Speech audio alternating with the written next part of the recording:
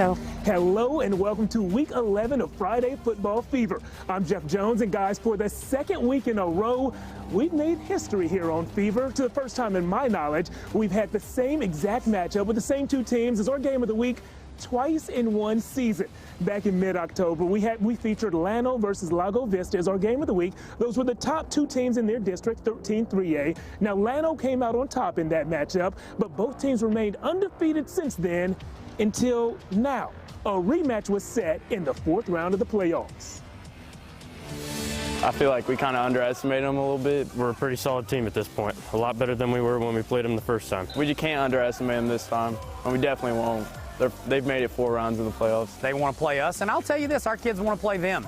This has turned into a rivalry. They've beaten us, and we've beaten them. We've played each other on homecoming. Our kids are getting pretty familiar with each other, and with that comes a little bit of a rivalry feel. And it's pretty rare that you get to play a true rival twice in the same year, much less for the regional championship. Let's get moving with our QC Kinetics Game of the Week. You guys know I like to call this game the Battle of the O's. Llano and Lago. I promise it didn't catch on at some point, but what's already called on now are rushing scores of all types. Vikings' Lance Powers powered in for the short yardage score. When the Yellow Jackets get the ball back, well, there was nothing short about this. An 80-yard sprint sounds like a punishment to me, but I'm willing to bet Case Kirkendall had a smile on his face the whole time. That smile probably faded a bit on this play. Watch Lago's Sam Hurley with a fantastic strip. That is exactly how they teach you how to do it. Fast forward to the fourth, Llano trailed by 2 with just 35 seconds left when Kirkendall worked his way back into the end zone off the left side. So it was down to this, down by 6 with a chance to tie or win the game. The Lago Vista pass was intercepted. Llano remains undefeated. The Yellow Jackets win. 31-26 is the final score. So guys, you have seen the highlights, you know the final score, but in a game like this, in an environment like this, that doesn't tell nearly all the story. I'm gonna welcome in my good friend Emily Jean Greco. And Emily, I hope you don't mind, I'm gonna let the people behind the curtain a little bit. When this game ended and you came back from your on-field interview with Coach Green from Llano, you came in the live truck where I was working, you slammed the door and you said, now that's a game of the week. It was. This is what you expect out of the game of the week, Jeff. You know, we've seen a lot of blowouts, unfortunately, this season for our game of the week. We haven't had much luck, but tonight it was to a point, I want to say we're in like low 40s, maybe even high 30s. I was sweating at one point. I was like, oh my gosh, there's so much going on. It came down to the final second, and I want to talk about Llano's season because it has been a historic season for Llano. They haven't gone undefeated since 1997. It's been their first district title since 1997. They've never made it to the fourth round of the playoffs, and tonight they won it. They remain undefeated. Case Kirkendall continues to be the MVP, and Coach Matt Green said he is happy that this one is finally over because it was a battle getting this far. Well, I'm ecstatic. I mean, I'm telling you, but those last 20 seconds were awful. That's the most miserable 20 seconds of my coaching career. Hats off to Lago, who played an amazing football game, but also hats off to our kids who battled and scrapped and fought. And I tell you what, that was 2 good teams going at it, and we won it, we earned it, and again, congratulations to Lago Vista, but awesome job by our kids in Llano. When I had a chance to speak with you earlier in the week, you were telling me how historic this season is for you. Your first time making it to the fourth round of the playoffs, now you win it. Just talk about all of the history you've made so far this season. Well, this team has done so much. They won the first district title since 1997, which was unbelievable.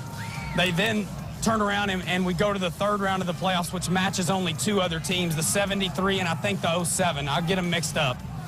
But that matched it. Last week is further than any Llano team's ever gone, and certainly tonight with this victory, we have accomplished some things that has never, ever been done in Llano. It's a tribute to our kids, our coaches, and I'm going to tell you, to our community, what a crowd tonight. And I just tell you, the force behind these kids is unreal. I feel like we're all living a little bit of a dream in Llano, Texas. Well, Coach, congratulations. You guys continue to win. We're looking forward to continue to cover you. Thank you so much. Appreciate y'all being here. Y'all have a great evening. Thank you. So, Jeff, they're living a dream in Llano, Texas. And you know what? As a reporter, I'm living a dream because after that win, Coach ran up to me, gave me a hug. He was saying I was a good luck charm. I was like, that is a dream as a reporter. I'm like, I did something right. I did something right, Central Texas. There we go. You did something right. Llano did plenty of things right. And Lago Vista did a lot right as well. As we were talking about earlier, these were the top two teams in District 13 3A, the smaller divisions in our state, 4A on down. They're in the playoffs now. The bigger ones, though, 5A and 6A, are still playing. And speaking of the top two teams in a division or in a conference, well, we saw that same thing go down the road in Dripping Springs. Let's go ahead and show you the next highlights here. Guys, this was basically a district championship game in Dripping Springs. The Tigers hosted Seguin, and Cameron O'Bannon wanted that championship bad. First, he scooped the pass off the ground and took it for the score. Then he went on the end around and weaved his way all the way through traffic and down to the goal line. There are just a few minutes left in this game, but it actually looks like the guys from Seguin are going to keep Dripping Springs from finishing this year with an undefeated district record. Seguin leads this one 70-56 in the fourth quarter. Staying in District 12-5A, Buda Johnson and New Braunfels Canyon wanted to find out who would finish higher in the district standings. They settled it on the field so they wouldn't have to flip a coin. You see what I did there? That joke and video, mildly impressive. This Rich Kelly catch, though, all I can say is wow. If Rich is going to make those kind of catches on Fridays, he might one day get rich by playing on Sundays. That drive would end with a field goal. Canyon's next two drives would end with much more. The local guys are still going to the playoffs, but they did not get a win tonight. Canyon wins 44-10. Now, Emily, I know there aren't a bunch of games going on tonight, so instead of taking a look at the scoreboard, can you tell us what games are on the schedule for tomorrow? Jeff, you know I got you. I got you. Cedar Ridge locked up a playoff spot with their win over Hutto on Monday, and tomorrow night they'll try to build some more momentum against a Stony Point team that thought their season was over a few weeks ago, but now they get one more game. So for tomorrow's schedule, Cedar Ridge and Stony Point are going to go at 7 p.m. And then in the 4A playoffs, LBJ has won 5 straight since losing to Lampasas, and in order to make it 6 straight, they'll have to beat the team that beat Lampasas. The Jags play Miller tomorrow in San Antonio, and private school fans, St. Michael's hasn't lost a game since September, but neither has Second Baptist. The Crusaders hope to take down the guys from Houston in the second round, so the LBJ Miller game is at 2:30, and then the St. Michael's St. Baptist game is at 1 o'clock. We'll be keeping an eye on all of those. Thanks, Emily. Back to the highlights we go. A perfect undefeated regular season record was on the line tonight as Cedar Park hosted Manor. Ryder Hernandez found Jack Hestera for the 51-yard touchdown. That ball nearly hit the moon. Jack said, I don't know how he did it. I just catch and score. Gave us one of those little shrugs like in the meme. Apparently, he's not the only one who knows where the end zone is. Gunnar Absek in for 6 moments later. Cedar Park finished that perfect regular season. Final score tonight, 59-18. Guys, we have updated you on 5 of the biggest games tonight and 3 more coming up tomorrow. And we have much more left to show you. Scores, highlights, our band of the week, and our big play save of the week nominees are all coming up next.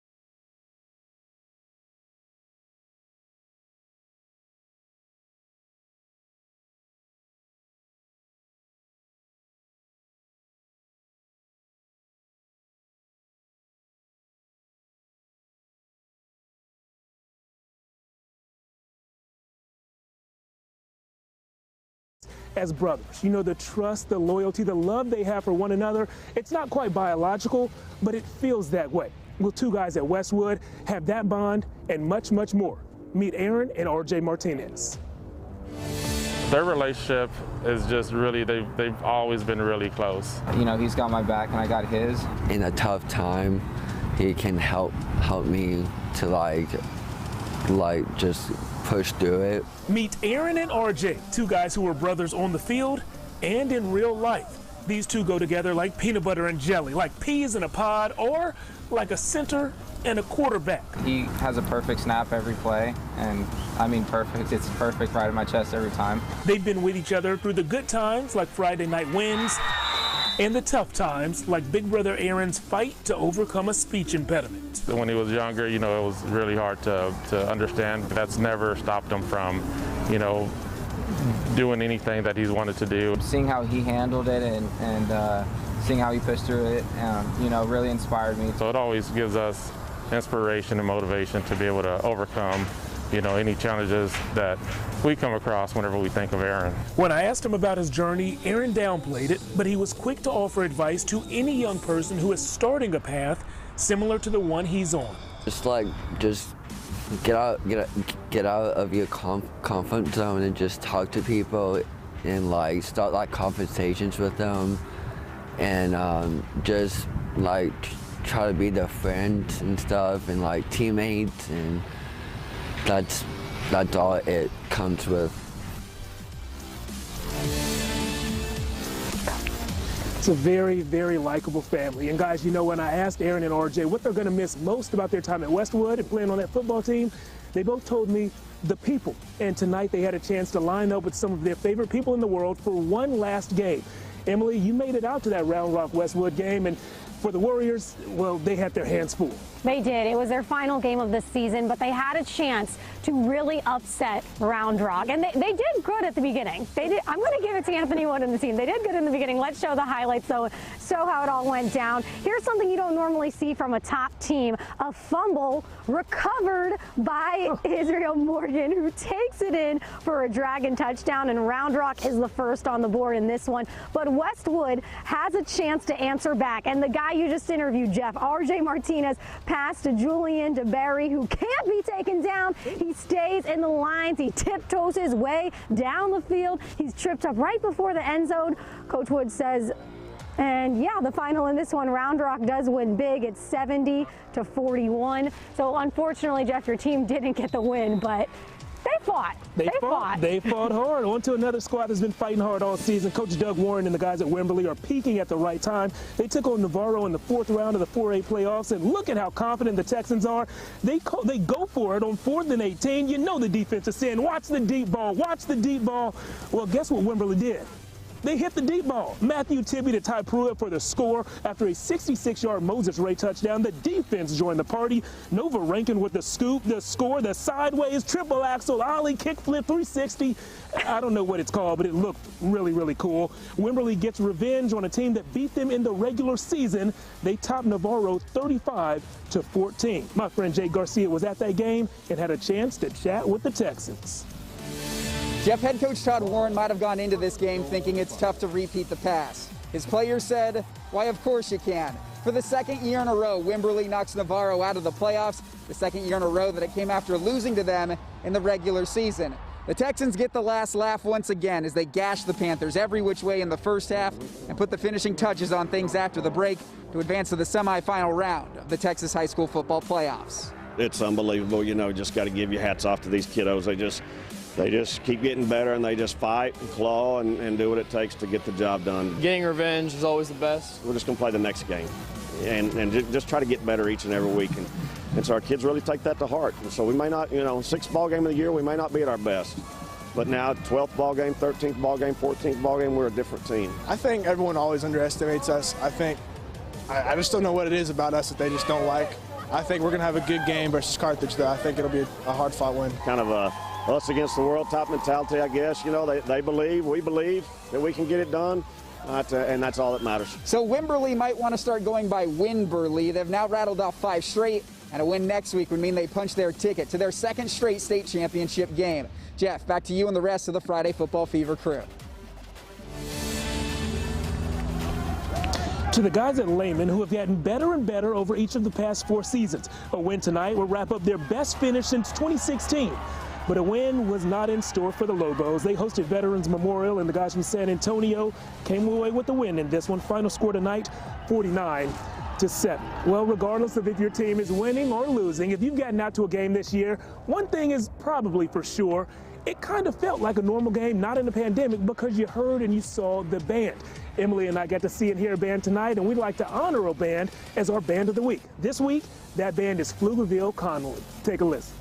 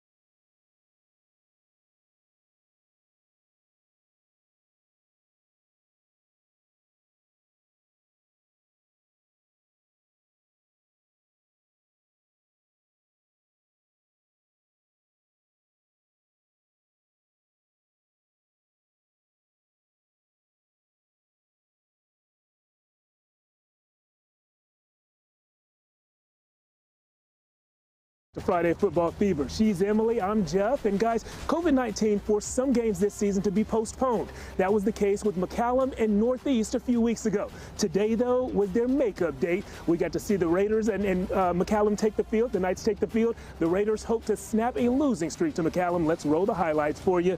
It was not their night on the field tonight. This night instead belonged to McCallum quarterback Jackson Rosales. He hit Brock Fanning in the flat, and Brock did a little Superman dive into the end zone. Then it was Jackson in for his second rushing score of the day. The Knights end their regular season with a 20-0 shutout win. All right, let's head over to Regents taking on Fort Bend Christian Academy in the second round of the playoffs. Regents with a kickoff return. It's Josh Franklin and Frank Lee. He's pretty good at running, bobbing and weaving his way down the field, taken down at the 4-yard line. Next play, Drew Dickey connects with Trevor Tezak, who takes it 4 yards into the end zone, and Regent takes a 7-0 lead. Regent goes on to win this one 42-15. They advance to the state semis, where there's a chance they'll get a rematch against St. Michael's, who, like we talked about earlier, Jeff, plays tomorrow. I would love to see that local rematch like we saw tonight, you know, in the playoffs. And speaking of the playoffs, the private school guys are there, the 3A guys are there, but the big schools aren't there. Emily, real quick, is there a big school 5A or 6A playoff storyline that you're keeping an eye on this year? Liberty Hill, because of what happened with their coach. I'm rooting for them. Definitely. We're going to talk about more about what happened with Coach Jeff Walker in just a moment. A storyline I'm following very closely. Westlake and Lake Traverse are going to be playing in the same division this year. There's a chance we could see the two of them play each other in the 4th round. And if they both make it that far, and if you happen to get out there or you're watching the show at home come then, I want you to check that game out in one of these Friday Football Fever t-shirts. What I'm going to do is I'm going to ask my friend JP Harrington, our photographer, to take a picture of me. I got one glove on, one glove off. That's okay. The t-shirt's the same. There we go. I'll post that picture on my Facebook, Instagram, and Twitter pages at Jeff Jones Sports. And I'm going to randomly pick a person who comments on that picture and follows me on that platform. I'll reach out to you and see where I can mail one of these T-shirts too. You guys stay right there. We have much more coming up on the other side of the break.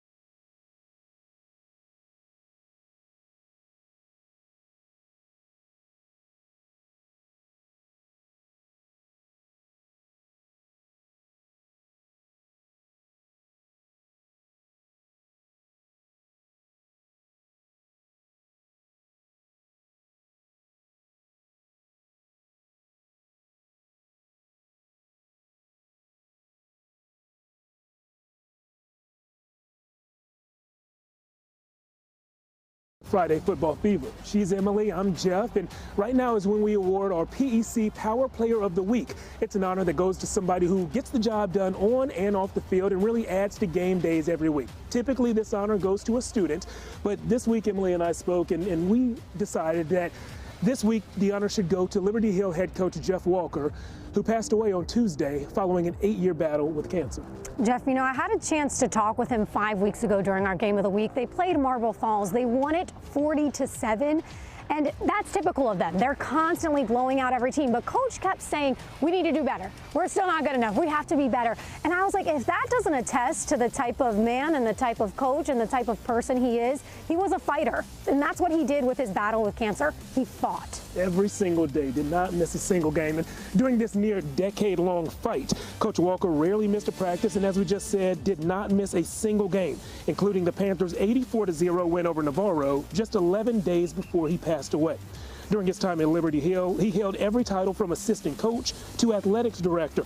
The day before his death, the district superintendent spoke with Coach Walker, telling him, quote, "These kids are better because you coach them, you improve them, you love them, and you built champions." This year's Panthers are 8-0 district champs, and you know they want to bring home an even bigger championship in memory of their head coach. Jeff Walker was 52 years old.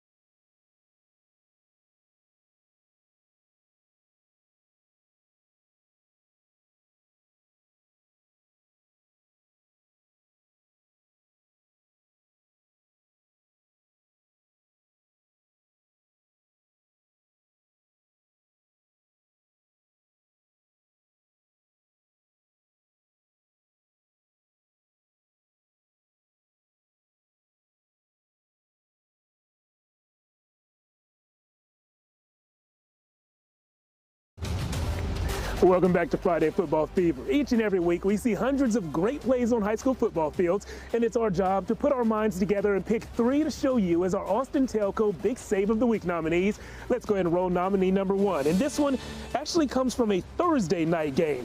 Guys, I have a question for you. Have you ever been in a situation where you were absolutely sure of what you wanted to do, then you changed your mind? If so, you know how Hendrickson's Jaden Williams felt. He started off towards the left sideline, then said, you know what? Nah, this ain't for me. I want to try that right sideline, and I bet you can guess where he found over there. The end zone. Jaden will make his college decision next week. He'll either play his ball at Boston College, Utah, or Tulane. Option number 2, you saw this one in the Westwood Round Rock game. A fumble by the Dragons, but it was recovered by Round Rock's Israel Morgan. He just scooped it up like it was nothing and put the Dragons up 7-0. He helped them get that win. I like that fumble recovery storyline. Let's stay there. Last up, when you have a good defensive play, well, you know you're going to get it on here as a nominee. Wimberley's Caden Gonse stripped the ball, and not only did Nova and Racken score, but he added a cool little flip into the end zone. The Texans are 2 wins away from a state championship game. Guys, now that you have seen the 3 nominees, it's your job to vote. You do that by going to my Twitter page at Jeff Jones Sports. In about 3 or 4 minutes, I'm going to post a poll with those 3 nominees as options. All you have to do is click on the one that you like the best. We will re-air the winning video Tuesday on Kvue in the 6 p.m. show. Emily, I think it went pretty well today. We saw a last-second win. You feeling good about this Friday Football Fever? I feel great. I'm a little cold, though. Can y'all see our breath? You know what? That's a good point. You're cold. They're telling me the show is about to end. Let's go get warm. We'll see you next time with more local sports news.